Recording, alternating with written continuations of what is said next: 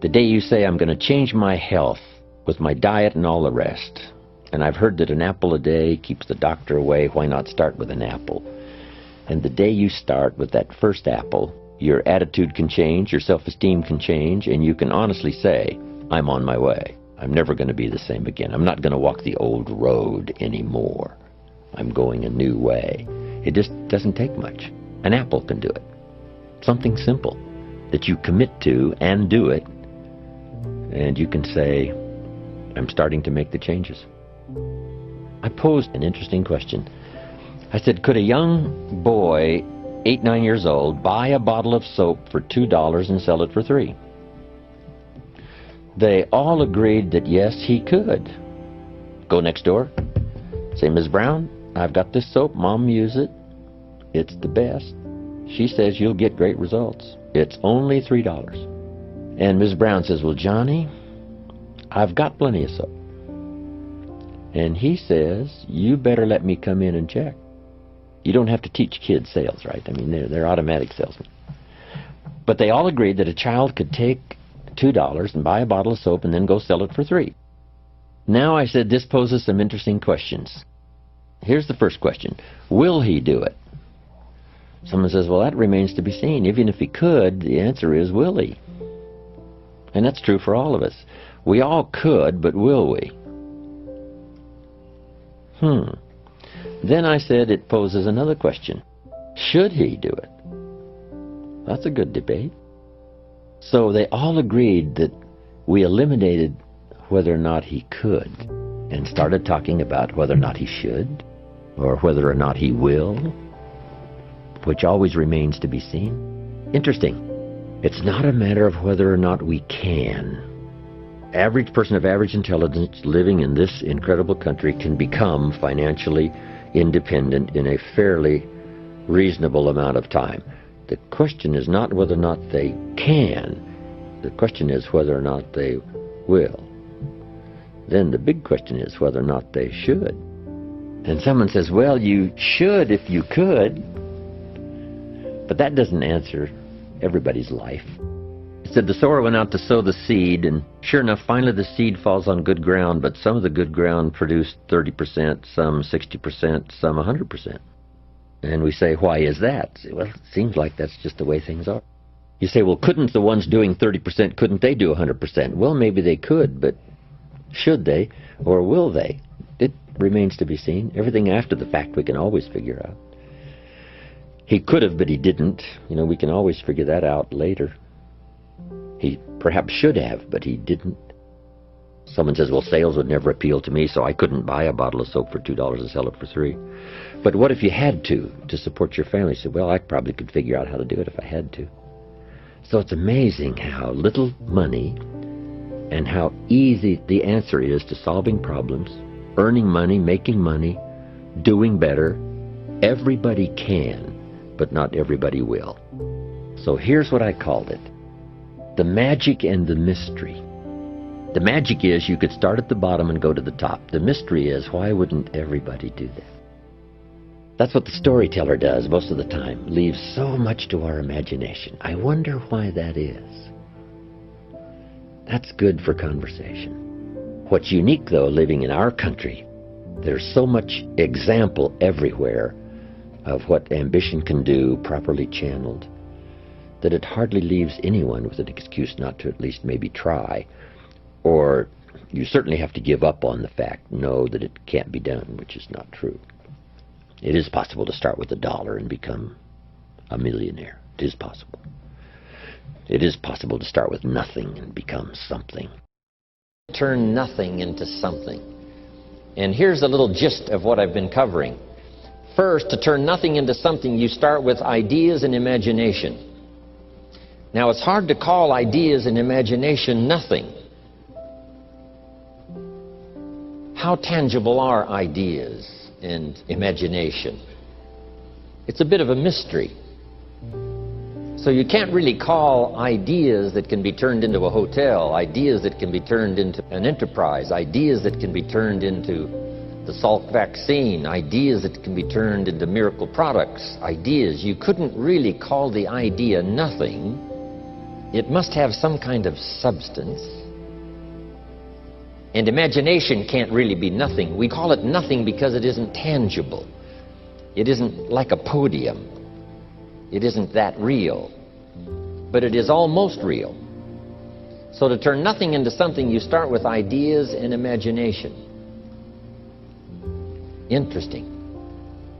Ideas that become so powerful in your mind and your consciousness, they seem real to you even before they become tangible.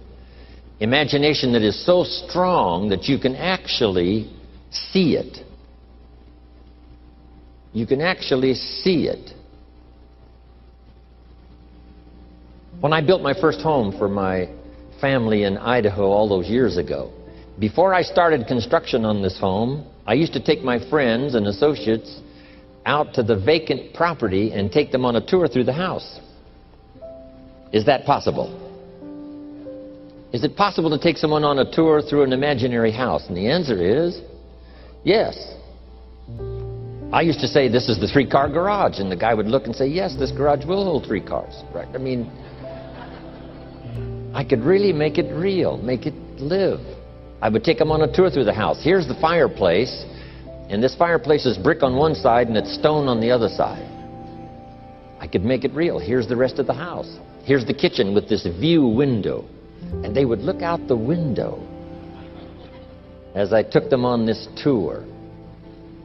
One day I made this house so real, one of my friends bumped his elbow on the fireplace. I mean, it was that real. So imagination, we call it nothing simply because nothing in terms of being tangible, but it is so real it's almost real. So the first step is to imagine the possibilities. Imagine the possibilities. One of the reasons for seminars and sermons and the lyrics from songs and testimonials of others is to give us an idea of the possibilities. To imagine the possibilities. Now here's the second step of turning nothing into something. And that is to believe that what you imagine is possible for you. To believe that what you imagine is possible for you. And we become supported by testimonials that say something like, if I can do it, you can do it. And we start believing that. First, we imagine what's possible. Second, we start to believe that what's possible is possible for us. We might also believe because of our own testimonial. Here's what our testimonial might say. If I did it once, what? I could do it again. If it happened for me before, it could very well happen again. So we believe not only the testimonials of others who say, if I can do it, you can do it. If I can change, you can change. If I can start with nothing, you can start with nothing. If I can turn it all around, you can turn it all around. Then we also have the support of our own testimonial. If we've accomplished something before, if we did it once, we can do it again. If we did it last year, we could do it this year. So those two things are very powerful. Now, they're not actual substance, although they're very close. One is to imagine the possibilities. Two is to imagine that what's possible is possible for you.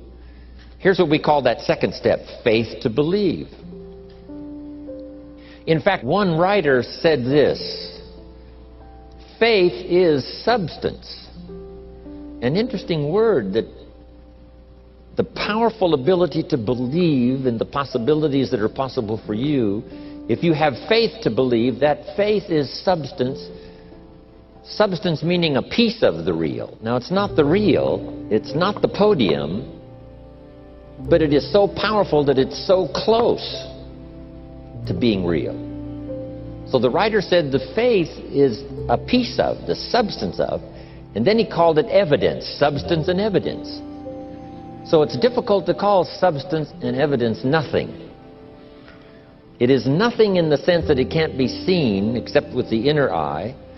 You can't get a hold of it because it isn't yet tangible.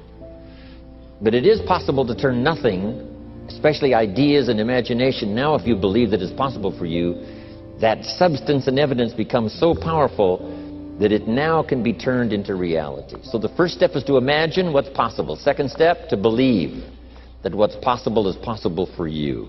Now here's the third step, and that is to go to work and make it real. You go to work and make it a podium. You go to work and make it a hotel. You go to work and make it an enterprise. You go to work and make it good health. You go to work and make it an association. You go to work and make it a good marriage. You now go to work and make it a movement. You make it tangible. You make it viable. You breathe life into it. And then you construct it.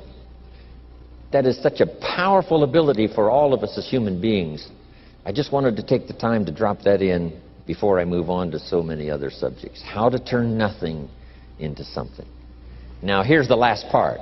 It takes the disciplined activity to turn nothing into something finally. Faith without the activity serves no useful purpose.